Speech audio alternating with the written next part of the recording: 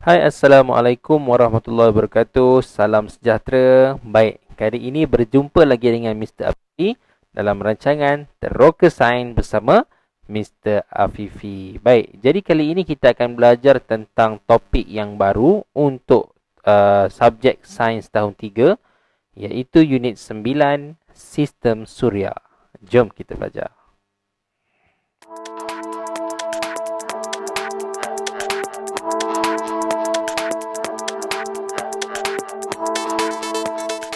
Okey, baik murid-murid. Kali ini kita akan tengok tentang apa objektif pembelajaran kita dalam episod kali ini. Okey, untuk topik 9 sistem suria, cikgu percaya bahawa kamu ada pernah ataupun mungkin pernah melihat ataupun ada sedikit pengetahuan tentang sistem suria.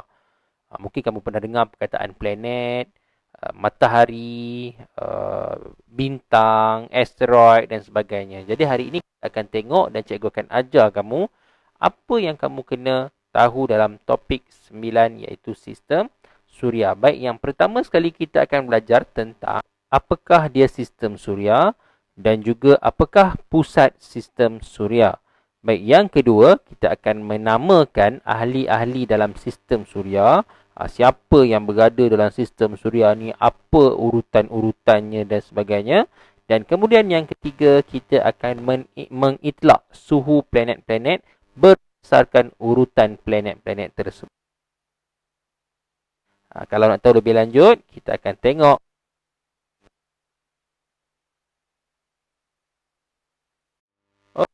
Jadi sekarang cikgu bawakan buku teks kamu. Jadi kamu boleh rujuk buku teks, dan kalau kamu tak ada buku teks, kamu boleh cuba untuk lihat apa yang ada di belakang cikgu ni. Sama saja ya. Ini pun buku teks kamu juga.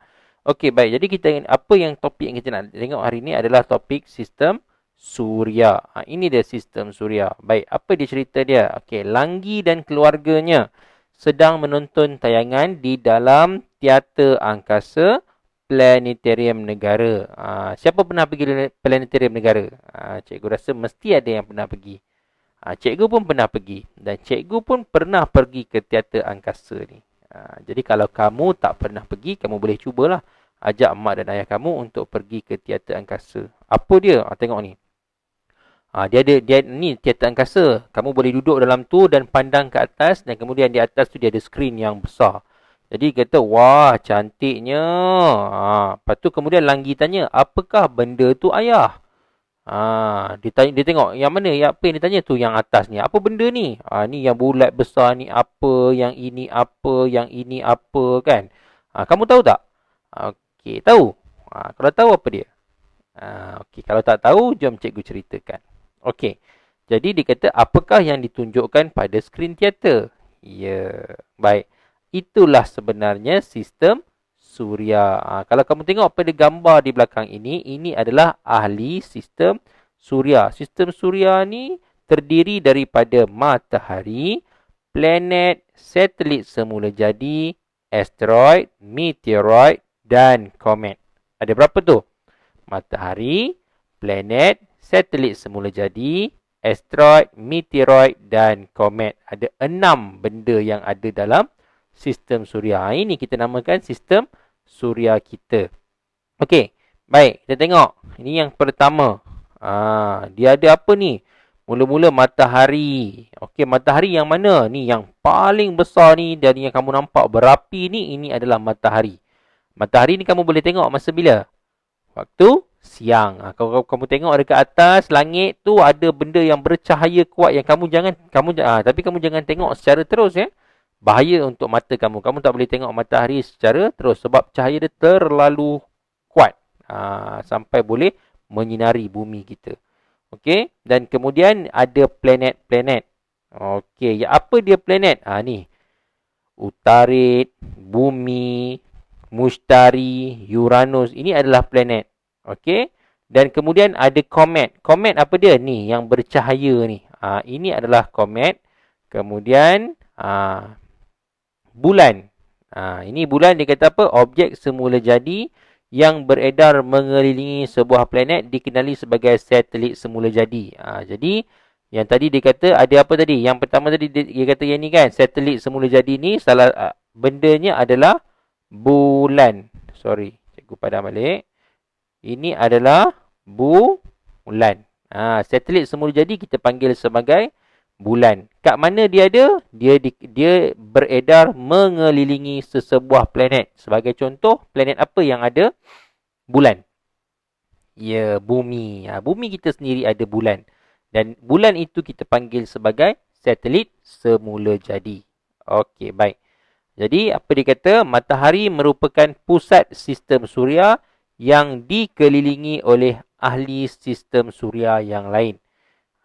Jadi, matahari merupakan pusat sistem suria. Apa dia pusat sistem suria ni? Maksudnya, dia berada di tengah-tengah sistem suria yang dikelilingi oleh ahli sistem suria yang lain. Siapa dia ahli? Tadi ahli tu adalah planet, komet, meteoroid, asteroid, satelit semula jadi, dan juga apa lagi satu tadi? Matahari itu sendiri, iaitu ahli sistem suria. Baik, cikgu, ini gambar ni dalam buku teks ni mungkin tak berapa nak jelas sebab dia terbahagi kepada 2 muka surat. Okey, jadi cikgu akan tunjukkan kepada kamu satu gambar yang besar, gambar sistem suria. Okey, baik, tengok sini. Okey, ni dia. Sistem suria kita. Lebih kurang keadaan dia ya. Tadi buku teks tadi sebab dia terbagi kepada 2, jadi bila cikgu scroll kamu tak nampak secara penuh. So yang belakang ni adalah gambar sistem suria kita secara penuh. Nampak matahari sebagai pusat sistem suria sebab dia berada di tengah-tengah. Kemudian ada planet-planet yang mengelilinginya. Tapi kamu jangan ingat garisan ni. Garisan ni adalah sebagai petunjuk saja. Kalau kamu tengok dekat langit, kamu takkan jumpa garisan tu. Jangan kamu kata, cikgu, saya tengok dekat teleskop tak ada pun garisan tu, cikgu. Memang tak ada lah. Sebab garisan ini hanyalah sebagai kita punya panduan. Maksudnya planet berpusing, planet-planet ni berputar mengelilingi matahari. Nampak ada komet, ada asteroid, ada meteoroid, ada bulan, ada planet. Okey, jadi inilah kamu punya bentuk sistem suria secara penuh. Baik, jadi kita kembali kepada buku teks kita. Okey, jadi kita kembali kepada buku teks kita. Jadi kita tengok pula yang ini, yang bulat ini, apa dia? Iaitu itulah asteroid. Okey. Asteroid ni pula duduknya di mana? Nampak di antara planet dan juga planet. Dia duduk di tengah-tengah dalam satu lingkaran.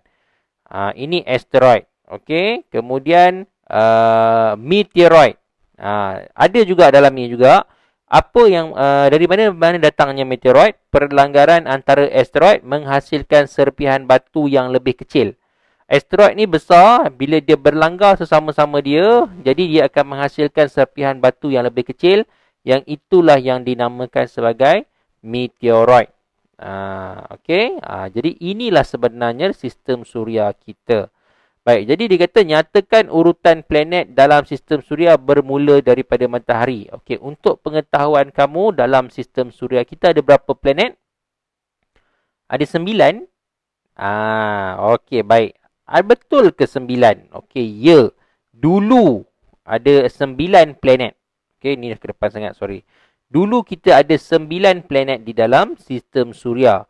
Okey, tetapi setelah dibuat kajian dan juga setelah berlakunya satu kajian yang lebih, maka planet telah diisytiharkan sebagai bukan planet, bintang kecil sahaja. Di sistem suria kita hanya ada 8 planet sahaja. Okey, dia bermula daripada matahari. Matahari ni sebagai bintang. Kemudian planet yang pertama adalah Utarid. Kemudian yang kedua adalah muka surat sebelah ni. Susah pula 2 ni ya. Sekejap, cikgu cuba. Okey, yang kedua adalah Zuhrah. Okey, yang kedua ni adalah Zuhrah. Kemudian yang ketiga adalah Bumi. Ni Bumi yang kita duduk ni. Okey, cikgu sebut je lah nama planet dulu ya. Kemudian Mustari, Uranus. Kemudian kita ada Zuhal, Zuhrah, Marikh dan juga Neptune. So ada berapa situ? Okey, di sini ada 1, 2, 3, 4 planet, dan yang di sebelah sini Dia ada bumi, ada Utarit, ada Mushtari dan Uranus. Jadi 4 campur 4 semua sekali ada 8 planet sahaja yang ada dalam sistem suria kita. Dan mereka ni pula duduknya ada mengikut urutan. Dia ada dia punya siapa depan, siapa belakang. Dia tak ubah. Sebagai contoh Utarit ni, planet yang kecil ni, nampak ni, kamu nampak dah yang dekat dengan matahari ni, planet yang kecil ni. Utarit ini tempat dia memang sentiasa di depan. Dia berada planet yang paling dekat sekali dengan matahari. Dia tak berubah. Tak boleh, tak ada pula dia tiba-tiba esok dia duduk belakang, kemudian kejap dia duduk depan, tak ada. Kedudukan planet ini adalah tetap. Okey, dan dia boleh berputar mengelilingi dalam orbit. Di orbit, tu yang bulatan-bulatan yang kamu nampak tu kan. Tapi itu bulatan bayangan je lah. Dia boleh berputar dalam garisan dia itu sahaja. Tanpa berlanggar. Allah Subhanahu Wa Taala. Itu yang kita kena ingat. Jadi segala benda yang berada dalam sistem suria ni dia tak berlanggar pun. Jadi itu punya hebat. Planet-planet ni kalau berlanggar, habislah kita. Habis. Meletup planet ni, habis kita. Kita pun dengan kita-kita pun mati. Okey.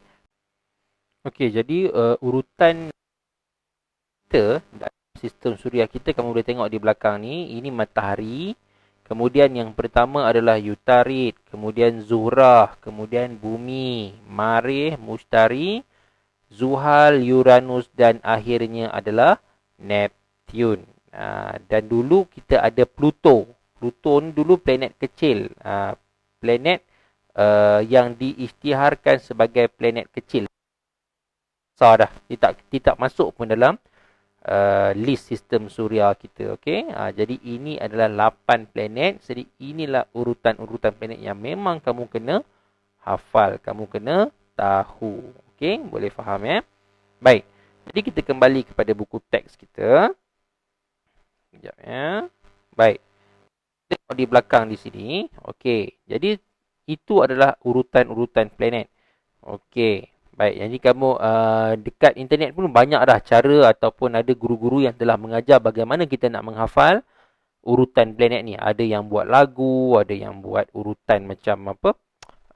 Sinonim dan sebagainya. Okey. Jadi kalau kamu nak cuba, tengoklah mana-mana yang sesuai dengan kamu boleh cuba untuk hafal urutan planet tersebut. Okey, baik, ini ada eksperimen, tak apa, kita akan buat kemudian.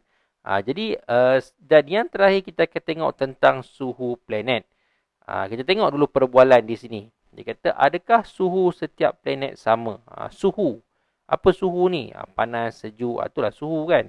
Mari kita ikuti perbualan Lim dan rakan-rakan. Okey, dia kata, Lim, kenapa kamu berpeluh? Okey, lepas tu Lim cakap panasnya di sini. Dia tanya kenapa dia berpeluh kan? Okey.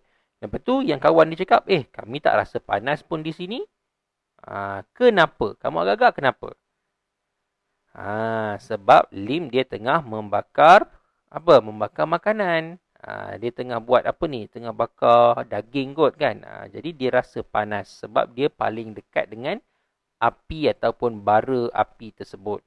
Tapi yang perempuan ni, yang 3 orang ni tak rasa sebab dia orang berada jauh. Jadi nampak dia kata apa? Di sini panas sebab saya berdiri dekat dengan api. Nampak ni? Lim dengan api dekat sahaja. Tapi yang kawan ni dia duduk jauh dengan api. Jadi bagaimana kita nak kaitkan dengan suhu planet?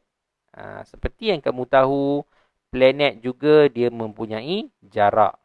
Matahari merupakan sumber haba dalam sistem suria. Matahari ini dia mengeluarkan haba dan mengeluarkan cahaya. Jadi dia sangat panas. Janganlah kamu rasa kamu nak pergi duduk dekat matahari. Memang sangat panas. Okey. Jadi planet ini paling dekat. Jadi bila siapa yang paling dekat dengan sumber haba, maka planet itu akan jadi paling panas. Kita pun sama, kalau kita berada dekat dengan matahari pun kita akan rasa panas. Jadi planet yang paling dekat adalah planet yang pertama, iaitu planet Utarit. Jadi planet Utarit suhunya tentu lebih tinggi berbanding dengan planet lain. Dan planet yang kurang panas adalah planet yang paling jauh, iaitu planet Neptune. Sebab dia paling jauh dengan matahari. Okey. Jadi itulah yang kamu kena tahu tentang suhu planet. Jadi apa yang kamu kena tahu, suhu planet yang dekat dengan matahari lebih panas berbanding dengan suhu planet yang jauh daripada matahari.